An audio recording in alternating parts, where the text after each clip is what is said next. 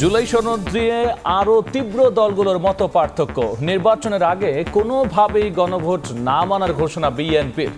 দ্রুত গণভোটের তারিখ ঘোষণা করা না হলে আন্দোলনের হুঁশিয়ারি জামায়াতের। কয়েকটি দফা আমাদের অগোচরে পুনরায় সংশোধন করা হয়েছে। ঐক্যমত্য কমিশনের প্রস্তাব জবরদস্তিমূলক জাতির উপর চাপিয়ে দেওয়ার চেষ্টা করা হয়েছে। নির্বাচনের দিন গণভোটটা আমরা একমত হয়েছি জাতির স্বার্থে, ঐক্যের স্বার্থে। এর বাইরের আমরা কোনোদিনই একমত হব না। আপনারা বলছেন এটা জনগণের সাথে প্রতারণা হয়েছে। আমি তো মনে করি এটা জনগণের প্রত্যাশাকেই পূরণ। গণভোট করার সময় যদি সংকুচিত হতে থাকে, জাতীয় নির্বাচনে যেটাকে এফেক্ট করবে। কিভাবে বাস্তবায়ন হবে জুলাই সনদ, দ্রুতই সিদ্ধান্ত দেবেন প্রধান উপদেষ্টা। যে অনৈক্যের সুর দেখছি এটা হতাশাব্যঞ্জক। তীব্র বিরোধের মধ্যে কিভাবে সমঝোতার দলিল পাশ হয় এই সিদ্ধান্ত প্রধান উপদেষ্টা নেবেন। দেখছিলেন প্রধান শিরোনাম। সন্ধ্যার সময় সঙ্গে আছি আমি গোলাম রাব্বি। এবার অন্যান্য শীর্ষ সংবাদ। ইসির প্রতীক তালিকায় যুক্ত হলো শাপলা কলি। আরপিও সংশোধন করে প্রজ্ঞাপন। ফুলের পরিবর্তে কলি যোগ করায় ক্ষুব্ধ প্রতিক্রিয়া এনসিপির। কোনো আপোষ না করার হুঁশিয়ারি। জাতীয়করণের দাবি বাস্তবায়ন না হওয়া পর্যন্ত রাজপথে থাকার ঘোষণা ইবতেদায়ী শিক্ষকদের। প্রেস ক্লাবের সামনে অবস্থান। রোববার যমুনা অভিমুখে লং মার্চের হুঁশিয়ারি। বাংলাদেশ ব্যাংকের সার্ভার হ্যাক করে জালিয়াতি। সঞ্চয়পত্রের 25 লাখ টাকা আত্মসাৎ। মতিঝিল থানায় অভিযোগ দায়ের। জড়িত চক্রকে ধরতে মাঠে পুলিশ। ডেভিলস ব্রেড দিয়ে শিশুদের সম্মোহন। অপহরণের পর বিক্রি। ফেরানোর টোপ দিয়ে জিনের বাচ্চা সেজে হাতিয়ে নেয় টাকা। ভুক্তভোগীকে উদ্ধার, গ্রেফতার 3। এবং এবার গ্রিন কার্ডধারীদের ওপর ট্রাম্পের কঠোর অভিবাসন নীতির খড়গ। বাংলাদেশি সহ প্রায় 45,000 অভিবাসীকে বহিষ্কারের নোটিশ। কাজের অনুমোদনও বাতিল।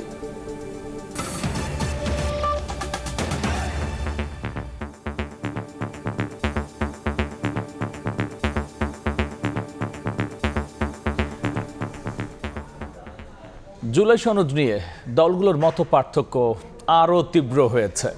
নির্বাচনের আগে কোনোভাবেই গণভোট না মানার ঘোষণা দিয়েছে বিএনপি।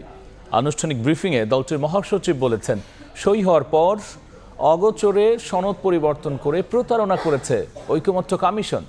নোট অফ ডিসেন্ট বাদ দিয়ে 48টি বিষয়ে গণভোটের সুপারিশ একপেশে ও জবরদস্তিমূলক আখ্যা দিয়েছেন মির্জা ফখরুল ইসলাম আলমগীর। প্রধান উপদেষ্টার কাছে জুলাই সনদ বাস্তবায়নের সুপারিশ জমা দেওয়ার পর রাজনৈতিক অঙ্গনে উত্তেজনা। এই বিষয়ে গুলশান কার্যালয়ে সংবাদ সম্মেলনে বিএনপি। দলটির স্থায়ী কমিটির সদস্যদের নিয়ে ব্রিফিংয়ে বিএনপি মহাসচিব বলেন, সংস্কার নিয়ে দীর্ঘ আলোচনায় দলগুলোর দেয়া প্রস্তাব উপেক্ষা করে অগোচরে জুলাই সনদে পরিবর্তন জাতির সঙ্গে প্রহসন ও প্রতারণা। জুলাই জাতীয় সনদের কপি আমরা হাতে পাওয়ার পর আমাদের দৃষ্টিগোচর হয়েছে ঐক্যমত্যের ভিত্তিতে সম্মত কয়েকটি দফা আমাদের অগোচরে পুনরায় সংশোধন করা হয়েছে। অর্থাৎ ঐক্যমত্য কমিশনের প্রস্তাব এবং সুপারিশ একপেশে ও জবরদস্তিমূলক জাতির উপর চাপিয়ে দেওয়ার চেষ্টা করা হয়েছে। তাহলে এটাই প্রতীয়মান হয় যে দীর্ঘ 1 বছরব্যাপী সংস্কার কমিশন ও জাতীয় ঐক্যমত্য কমিশনের সাথে রাজনৈতিক দলসমূহের দীর্ঘ ধারাবাহিক আলোচনা ছিল অর্থহীন, অর্থ ও সময়ের অপচয়, প্রহসনমূলক এবং জাতির সঙ্গে প্রতারণা। কমিশনের দেয়া সুপারিশ মালায় দলগুলোর দেয়া নোট অফ ডিসেন্ট বাদ দেয়া না জানিয়ে নতুন করে সংবিধান সংস্কার পরিষদ যুক্ত করায় ক্ষুব্ধ বিএনপি। উক্ত বাস্তবায়ন আদেশ অনুসারে অনুষ্ঠিত গণভোটে যদি ইতিবাচক সম্মতি পাওয়া যায়, তাহলে সংবিধান সংস্কার বিলটি সংবিধান সংস্কার পরিষদ তার দায়িত্ব পালনে সহায়ক হিসেবে বিবেচনা করবে। জাতীয় সংসদ নির্বাচন ও গণভোট অনুষ্ঠান হওয়ার পূর্বেই এই ধরনের প্রিএমটিভ পদক্ষেপ আদৌ গ্রহণযোগ্য নয়। দলটির মহাসচিব বলেন, জুলাই সনদ বাস্তবায়ন আদেশ জারির এখতিয়ার নেই বর্তমান সরকারের। ঐকমত্য প্রতিষ্ঠায় অনেক ছাড় দিলেও দেশের স্বার্থে দায়িত্বশীল ভূমিকা রাখতে দায়বদ্ধ তারা।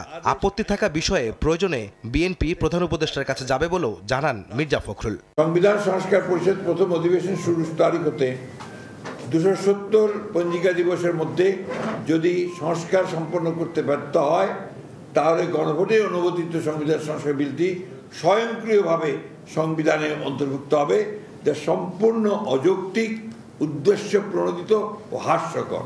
জাতির সামনে তুলে ধরলাম প্রয়োজনে আমরা এটা প্রধান উপদেষ্টার কাছে আমরা আবার যাব।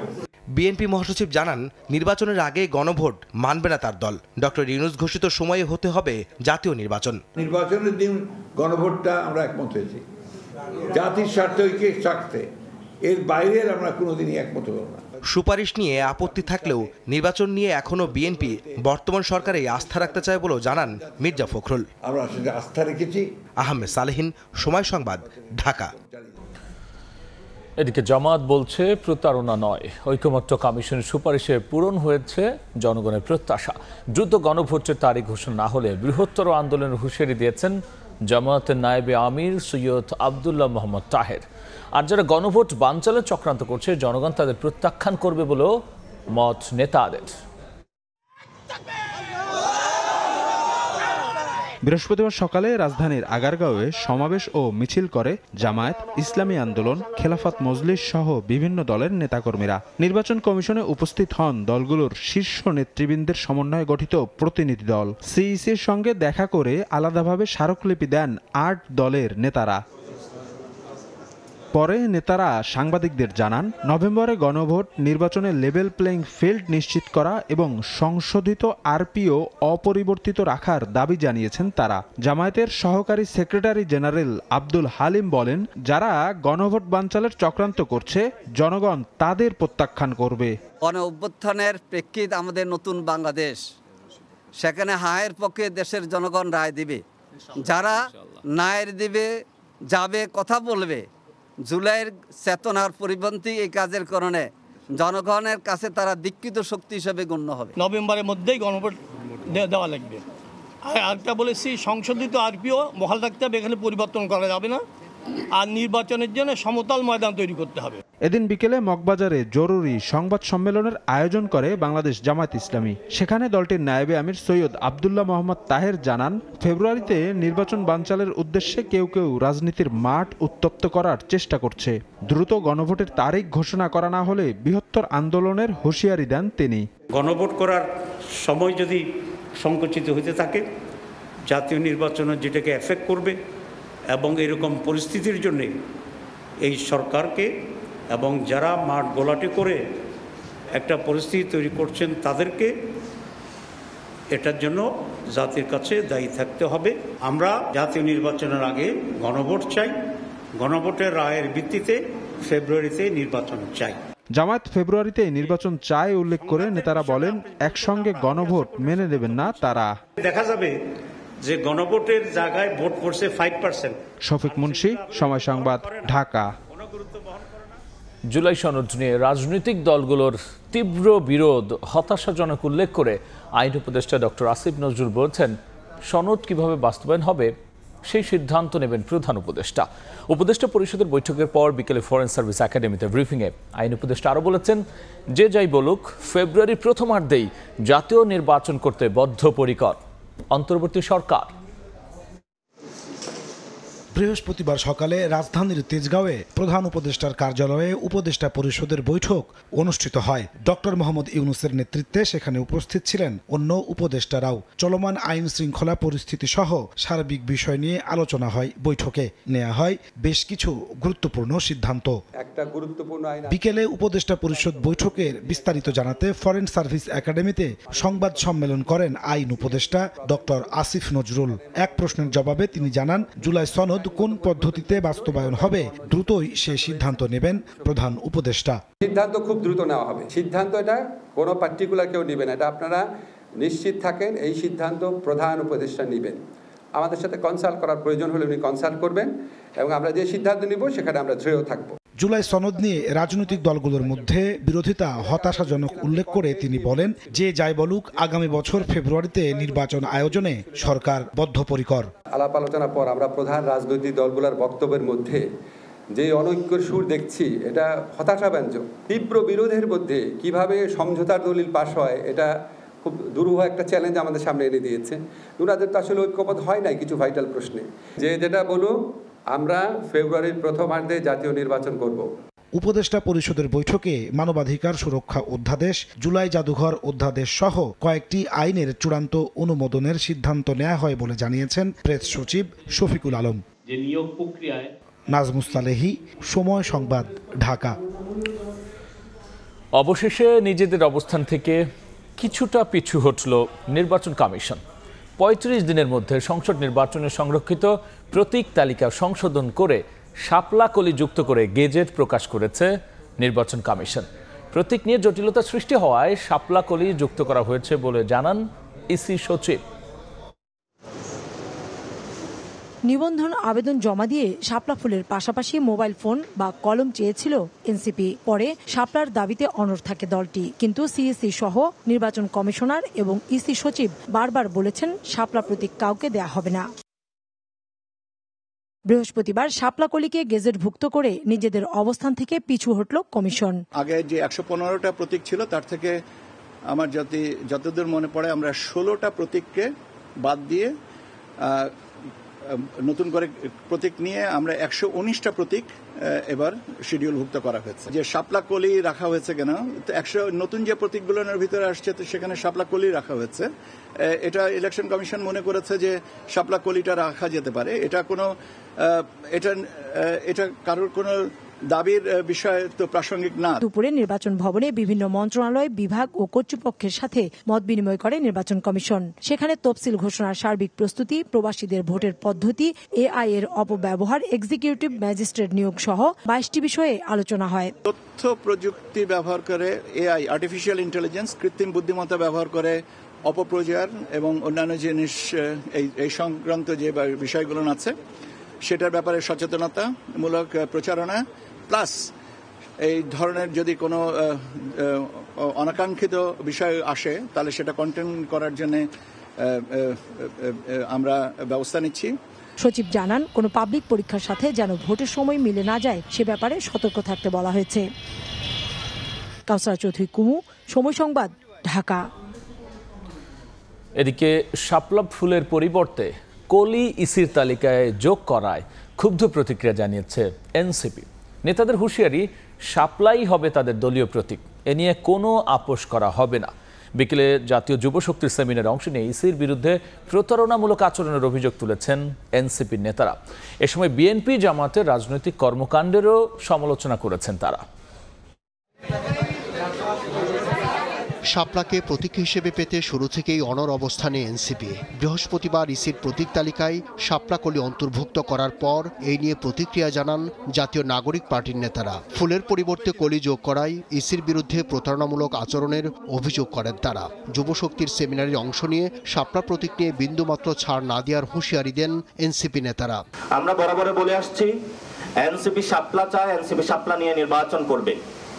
শাপলার প্রশ্নে আমরা আপোষহীন, শাপলা নিয়ে আমরা এক বিন্দু ছাড় দিতে চাই না। বিএনপি কনসেনসাস কমিশনে যে নোট অফ ডিসেন্ট গুলো দিয়েছে, আমি সেগুলোকে বলবো নোট অফ ডিসেন্ট নয়, নোট অফ চিটিং। এই নোট অফ চিটিং এর মাধ্যমে তারা পুরো সমগ্র বাংলাদেশের 18 কোটি মানুষের সাথে প্রতারণা করতে চেয়েছিল। শাপলা কলি তারা দিতে পেরেছেন, মানে শাপলাও দেওয়া সম্ভব, এটা পরিষ্কারভাবে আমরা বুঝতে পারছি। তাহলে তারা কেন এই ধরনের একটা প্রতারণামূলক অবস্থান নিলেন, এবং এই দ্বারাই বোঝা যায় এই কমিশনগুলো যেগুলোর বর্ণনা আমি এখন পর্যন্ত দিলাম, সেটা চেয়ারম্যানকে কেন বাছাই কমিটি এবং একটা নির্দলীয় বাছাই কমিটির মধ্য দিয়ে আসতে হবে, এই যে নির্বাচন কমিশনকে দেখে আপনারা বুঝতে পারবেন। সেমিনারে এনসিপির কেন্দ্রীয় নেতারা জুলাই গণ অভ্যুত্থানের প্রেক্ষাপট মনে করিয়ে দেন, বলেন, সমালোচনা করেন বিএনপি জামায়াতের রাজনৈতিক কর্মকাণ্ডের। পথরেখাটা খুবই সুস্পষ্ট থাকতে হবে যে সনদ কিভাবে বাস্তবায়ন হয়, কারণ অনেকবার আমরা প্রতারিত হয়েছি, অনেকবার দেখেছি যে এগুলো একাডেমিক এক্সারসাইজ হিসেবেই থাকে। টপ ডিসেন্ট যদি দেয়াই হয় তাহলে মানুষ আসলে কিসে ভোট দিবে? এই প্রশ্নের মধ্যে যদি নোট অফ ডিসেন্ট রাখা হয় তাহলে এটা পুরোপুরি অর্থহীন একটা হাস্যকর জিনিস তৈরি হবে। এ সময় জাতীয় পার্টির বিষয়ে বিএনপির অবস্থান পরিষ্কার করতে দলটির প্রতি আহ্বান জানান এনসিপির নেতারা। বলেন, জুলাই সনদ জনগণের সামনে উন্মুক্ত করলেই স্বাক্ষর করবে এনসিপি।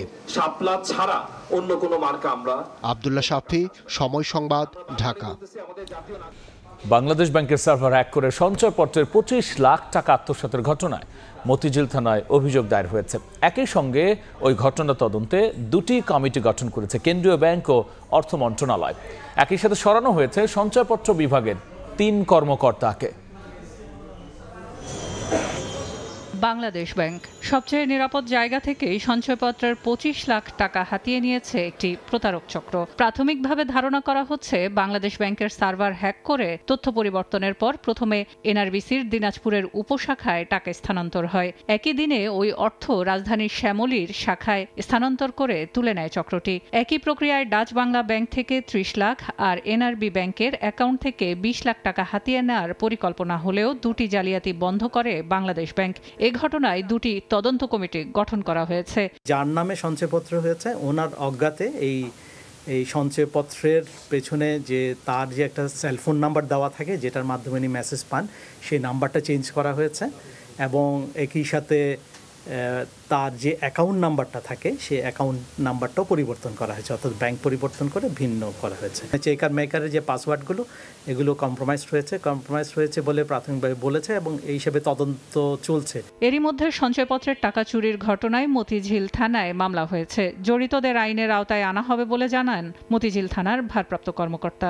বাংলাদেশ ব্যাংক থেকে যে সঞ্চয়পত্রের গ্রাহকের তথ্য অটোমেটিক পরিবর্তন হয়ে যাচ্ছে সার্ভার থেকে। তদন্তের বিষয়ে বিস্তারিত তদন্ত করে আসামিদের বিরুদ্ধে অবশ্যই আমরা আইনানুগ ব্যবস্থা নেব।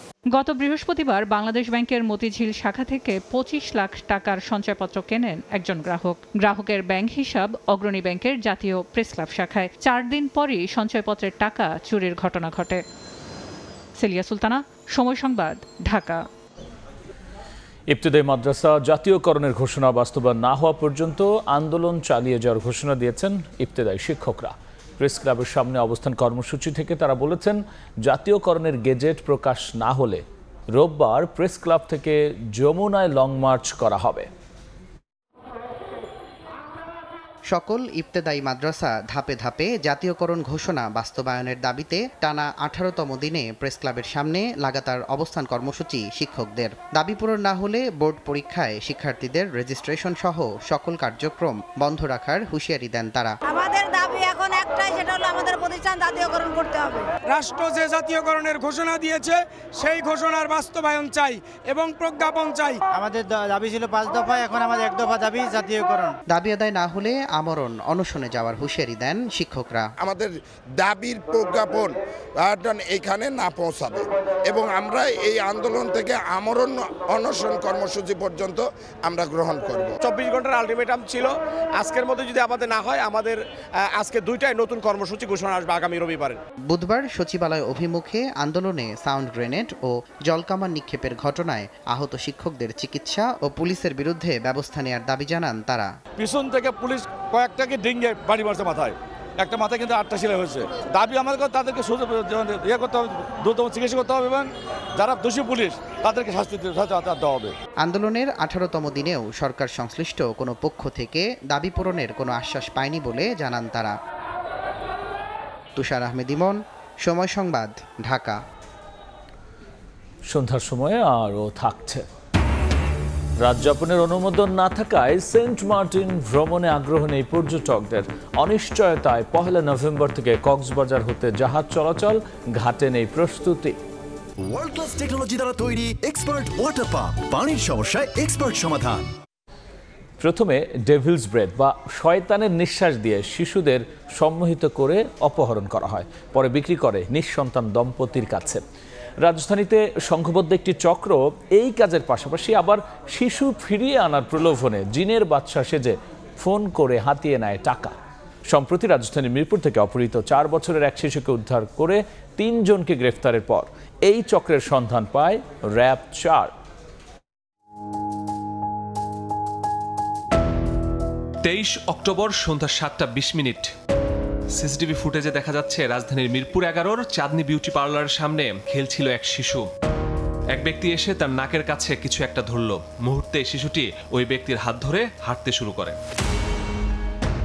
শিশুটিকে নিয়ে হেঁটে যাওয়ার একাধিক দৃশ্য ধরা পড়ে সিসিটিভি ফুটেজে। শিশুটির নাম তানহা, বয়স 4 বছর। 11 মাস বয়সে মা হারানো শিশু বড় হয়েছে বাবা দাদা দাদির কাছে। এক রকমের আমাদের বাসার আমাদের ফ্যামিলির সবাই জীবিত থেকে মৃত হয়ে গেছিল। যার বাচ্চা সন্তান হারায় সে বুঝে এর ব্যথা যন্ত্রণা। বিপদ যেন পিছু ছাড়ছিল না তানহার পরিবারের। এবার জিনের বাদশা সেজে ফোন করে বাচ্চা খুঁজে দেওয়ার প্রলোভন দেখায়। 3 দফায় হাতিয়ে নেওয়া হয় টাকা। জিনের সেদিক থেকে আমার মেয়েকে এনে দিবে এটা বলে টাকা নিছে। কাজ শুরু করে র্যাব 4। অপহরণের 6 দিন পর পল্লবী থেকে গ্রেফতার করা হয় সিসিটিভি ফুটেজে দেখা যাওয়া স্বপন সর্দার নামের ওই ব্যক্তিকে। তার দেয়া তথ্যে শিশু তানহার সন্ধানে অভিযান চালানো হয় মিরপুর 12-তে। সেখান থেকে গ্রেপ্তার হন স্বপনের দ্বিতীয় স্ত্রী বিউটি। জানা যায় বিউটি আবার শিশুটিকে পাঠিয়ে দিয়েছে কেরানীগঞ্জে। এবার কেরানীগঞ্জে অভিযান চালিয়ে স্বপনের প্রথম স্ত্রী নার্গিজের হেফাজত থেকে উদ্ধার করা হয় তানহাকে। আমরা উদ্ধার যখন করি সে ঘুমান্ত অবস্থায় ছিল এবং ঘুমান্ত অবস্থায় ডাকার পরে তাকে ডাকার সাথে সাথে তাকে আমি নাম জিজ্ঞেস করলাম যে তোমার নাম কি। সে নাম বলল।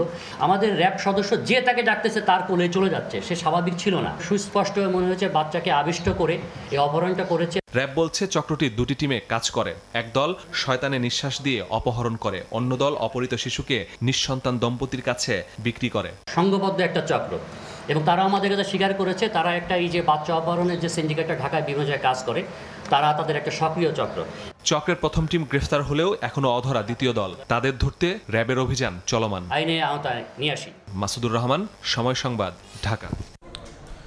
চট্টগ্রামের রাউজানে গত বছর 5 আগস্টের পর থেকে এখনো পর্যন্ত 17টি হত্যাকাণ্ড হয়েছে, যার মধ্যে 10 থেকে 12টি রাজনৈতিক কারণে একের পর এক হত্যাকাণ্ডের পর অভিযানে নামে আইনশৃঙ্খলা বাহিনী।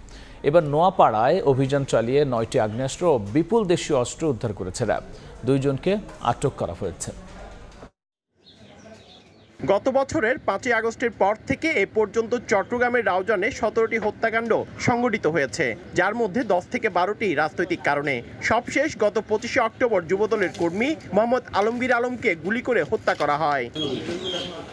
একের পর এক হত্যার ঘটনায় অভিযানে নামে আইনশৃঙ্খলা বাহিনী। গোপন তথ্যের ভিত্তিতে বৃহস্পতিবার ভোররাতে নোয়াপাড়া এলাকায় অভিযান চালায় র্যাব। এ সময় 4 নম্বর ওয়ার্ডের কামাল উদ্দিনের বাড়ি থেকে 9টি আগ্নেয়াস্ত্র সহ বিপুল সংখ্যক দেশীয় অস্ত্র উদ্ধার করা হয়। আটক করা হয় কামাল ও সোহেল নামে 2 জনকে। রাউজান এলাকাটা একটু পাহাড় এবং সমতলের মিশ্রিত হওয়ার কারণে এইখানে হয়তো এই ধরনের ঘটনাগুলো একটু বেশি ঘটছে। আমরা নজরদারি রাখছি, আমাদের সাথে আইন শৃঙ্খলার অন্যান্য বাহিনীগুলোও নজরদারি করছে। কখনো প্রকাশ্যে গুলি চালিয়ে কখনো ছুরিকাঘাত করে খুন করা হচ্ছে। এতে আতঙ্কিত এলাকাবাসী। এই অবস্থা থেকে পরিত্রাণ চান তারা। রোজ এখানে শান্তি চাই, ভালো ভালো লোক মারি ফেলার। আটককৃত কামালের বিরুদ্ধে 3টি মামলা রয়েছে। সবগুলো মামলায় জামিনে রয়েছেন তিনি। পার্থপ্রতিম বিশ্বাস, সময় সংবাদ, চট্টগ্রাম। প্রশাসনের অনুমতি থাকলেও অনিশ্চয়তায় 1 নভেম্বর থেকে কক্সবাজার সেন্ট মার্টিন পর্যটকবাহী জাহাজ চলাচল। জাহাজ সংশ্লিষ্টরা বলছেন পর্যটকরা দিনে গিয়ে দিনে সেন্ট মার্টিন থেকে ফেরার শর্তে যেতে আগ্রহী নন। দীর্ঘ বিরতির পর 1 নভেম্বর থেকে পর্যটকদের জন্য খুলছে সেন্ট মার্টিন দ্বীপ। 12টি নির্দেশনা মেনে কক্সবাজার শহরের নুনিয়াছড়া ঘাট থেকে সেন্ট মার্টিনে চলাচল করবে পর্যটকবাহী জাহাজ। পর্যটকদের অবস্থান নিরাপত্তা নিশ্চিত করার জন্য আমরা জেলা প্রশাসন থেকে আইন শৃঙ্খলা রক্ষাকারী বাহিনীর সকল ধরনের পদক্ষেপ গ্রহণ করব। তবে কক্সবাজার শহরের নুনিয়ারছড়া BIWTA ঘাটে এ নিয়ে নেই কোনো প্রস্তুতি। এমনকি এখনও চালু হয়নি ওয়েব পোর্টালের মাধ্যমে অনলাইনে টিকিট বিক্রির কার্যক্রম। শর্তের বেড়াজালে পড়ে চরম কষ্টে আছেন দ্বীপের বাসিন্দারা। অর্থনৈতিক আয়ের পথ যেটা সেটা বন্ধ হয়ে থাকার ফলে মানুষ অর্ধাহারে অনাহারে জীবনযাপন কাটাবে। 8 বর্গ কিলোমিটার আয়তনে সেন্ট মার্টিন দ্বীপের জনসংখ্যা 10,000-এর বেশি। সুজাউদ্দিন রুবেল, সময় সংবাদ, কক্সবাজার। দেখছেন সন্ধ্যার সময়। এবার দেশের বাইরের খবর। গ্রিন কার্ডধারীদের ওপর এবার ট্রাম্পের অভিবাসন নীতির খড়গ। যুক্তরাষ্ট্র থেকে বাংলাদেশি সহ প্রায় 45,000 গ্রিন কার্ডধারীকে বহিষ্কারের নোটিশ দিয়েছে ট্রাম্প প্রশাসন। বাতিল করা হয়েছে এসব অভিবাসীদের স্বয়ংক্রিয়ভাবে কাজের অনুমোদন নীতিও। বৃহস্পতিবার থেকে নতুন এই নীতি কার্যকর হচ্ছে, আর এতে চরম বিপাকে পড়েছেন গ্রিন কার্ডধারীরা। যুক্তরাষ্ট্র থেকে জানবো লস্কর আল মামুনের কাছে। দ্বিতীয় মেয়াদে ক্ষমতায় ফিরেই যুক্তরাষ্ট্রের অভিবাসন নীতিতে একের পর এক কঠোর পদক্ষেপ নিচ্ছেন মার্কিন প্রেসিডেন্ট ডোনাল্ড ট্রাম্প। এরই ধারাবাহিকতায় এবার যুক্তরাষ্ট্রে স্থায়ীভাবে বসবাসের জন্য গ্রিন কার্ড প্রাপ্তদের বিরুদ্ধে সাঁড়াশি অভিযান শুরু করেছে immigration and customs enforcement ICE. এ তালিকায় রয়েছে মিথ্যা তথ্য দিয়ে রাজনৈতিক আশ্রয় সহ নানা প্রক্রিয়ায় গ্রিন কার্ড প্রাপ্তরা। গেল 28 ফেব্রুয়ারি একটি নির্বাহী আদেশ জারি করেন প্রেসিডেন্ট ডোনাল্ড ট্রাম্প। এরপর চলতি মাসের 27 অক্টোবর পর্যন্ত প্রায় 45,000 গ্রিন কার্ডের কার্যকারিতা স্থগিত করা হয়। সেই সঙ্গে তাদের কাছাকাছি ইমিগ্রেশন অফিসে হাজির হওয়ারও নোটিশ দেওয়া হয়েছে। এর মধ্যে কয়েক হাজার প্রবাসী বাংলাদেশিও রয়েছে বলে জানা গেছে। যুক্তরাষ্ট্রে স্থায়ীভাবে বসবাসের জন্য রাজনৈতিক আশ্রয় প্রার্থনা অথবা অন্য কোনো কর্মসূচিতে দাখিল করা তথ্য ও প্রমাণাদির সত্যতা নিয়ে সন্দেহ হলে তাদের নিকটস্থ ইমিগ্রেশন অফিসে হাজির হওয়ার নোটিশ দিচ্ছে US citizenship and immigration service. যুক্তরাষ্ট্রের নতুন এই নীতি কার্যকরের পর চরম আতঙ্কে রয়েছেন গ্রিন কার্ডধারীরা। এদিকে অভিবাসীদের স্বয়ংক্রিয়ভাবে কাজের অনুমোদন সম্প্রসারণের প্রথা বাতিল করেছে যুক্তরাষ্ট্রের হোমল্যান্ড সিকিউরিটি ডিপার্টমেন্ট। বাতিলের আগে ওয়ার্ক পারমিট বা কাজের অনুমোদন নবায়নের আবেদন পেন্ডিং থাকলেও কর্মীরা 540 দিন পর্যন্ত কাজ করার সুযোগ পেতেন। যুক্তরাষ্ট্রের নিরাপত্তা ও সুরক্ষার ওপর বিশেষ গুরুত্ব দিতেই নতুন এই নীতি বলে জানায় USCIS কর্তৃপক্ষ। লস্কর আল মামুন, সময় সংবাদ, যুক্তরাষ্ট্র। অবশেষে চীনা পণ্যের শুল্ক কমানোর ঘোষণা দিয়েছেন মার্কিন প্রেসিডেন্ট ডোনাল্ড ট্রাম্প। বৃহস্পতিবার দক্ষিণ কোরিয়ার বুসানে চীনা প্রেসিডেন্ট শি জিনপিং এর সঙ্গে হওয়া বৈঠক ফলপ্রসূ ছিল বলেও দাবি করেন তিনি। ট্রাম্প জানিয়েছেন, বিরল খনিজ বাণিজ্য বিষয়ে সমঝোতায় পৌঁছেছে এই দুই দেশ। ইউক্রেন যুদ্ধ বন্ধে একই সঙ্গে কাজ করবে ওয়াশিংটন, বেইজিং। অন্যদিকে গাজা যুদ্ধ বন্ধে ভূমিকা রাখায় মার্কিন প্রেসিডেন্টের প্রশংসা করেছেন শি জিনপিং। দেখছেন সন্ধ্যার সময়। এবার খেলার খবর। তরুণ ক্রিকেটার তুলে আনতে বিসিবির অ্যাফিলিয়েশনের বাইরে প্রত্যেক জেলায় একাডেমি কাপ আয়োজনের ঘোষণা দিয়েছেন বয়সভিত্তিক টুর্নামেন্ট কমিটির চেয়ারম্যান আসিফ আকবর। নির্বাচনের সময় দেশের বাইরে থাকলেও ঢাকায় পা রেখেই যান বিসিবিতে। জাতীয় দলের জন্য প্রতিটি পজিশনের একাধিক ক্রিকেটার তৈরির লক্ষ্য আসিফ আকবরের। কথা বলেছি আমাদের এক্স ক্রিকেটর, এক্স কোচেস এবং বিভিন্ন একাডেমি বিভিন্ন জেলায় যারা আছে, স্কুল ক্রিকেট কিংবা কলেজ ক্রিকেট যদি অনিয়মিত স্কুল হয় মাঝে মধ্যে, সেক্ষেত্রে আমরা একাডেমিগুলো যেগুলো প্রাইভেটলি ক্লিনিকগুলো চালায় তাদের মধ্যে একটা একাডেমি কাপ করার চিন্তা করছে, যেখানে কোনো বাধা থাকবে না, কোনো স্কুল অ্যাফিলিয়েশন থাকবে না, যারা ওপেনলি যেসব কোচেসরা ক্লিনিক চালায় বিভিন্ন ডিস্ট্রিক্টে 8-10টা ক্লিনিক প্রত্যেক জেলায় আছে এবং তারা নিজেদের উদ্যোগে কাজটা করে। সন্ধ্যার সময় শীর্ষ সংবাদগুলো জানিয়ে দিচ্ছি আরও একবার। জুলাই সনদ নিয়ে আরও তীব্র মতপার্থক্য। নির্বাচনের আগে কোনোভাবেই গণভোট না মানার ঘোষণা বিএনপির। দ্রুত গণভোটের তারিখ না দিলে আন্দোলনের হুঁশিয়ারি জামায়াতের। কিভাবে বাস্তবায়ন হবে জুলাই সনদ, দ্রুতই সিদ্ধান্ত দেবেন প্রধান উপদেষ্টা। রাজনৈতিক দলগুলোর তীব্র বিরোধ হতাশাজনক। নির্বাচনী পরিবেশ ঠিক রাখার আহ্বান আসিফ নজরুলের। এবং প্রতীক তালিকায় যুক্ত হলো শাপলা কলি। জটিলতায় আরপিও সংশোধনের দাবি ইসির। ফুলের পরিবর্তে কলি যোগ করায় ক্ষুব্ধ প্রতিক্রিয়া এনসিপির। কোনো আপোষ না করার হুঁশিয়ারি। এই ছিল আমার কাছে সন্ধ্যার সময়। এরপর জনপদের সময় নিয়ে যুক্ত হবেন সহকর্মী আলিশা ইসলাম। ধন্যবাদ রাব্বি। জনপদের সময় নিয়ে আসছে কিছুক্ষণ পর, সঙ্গে থাকুন সময়।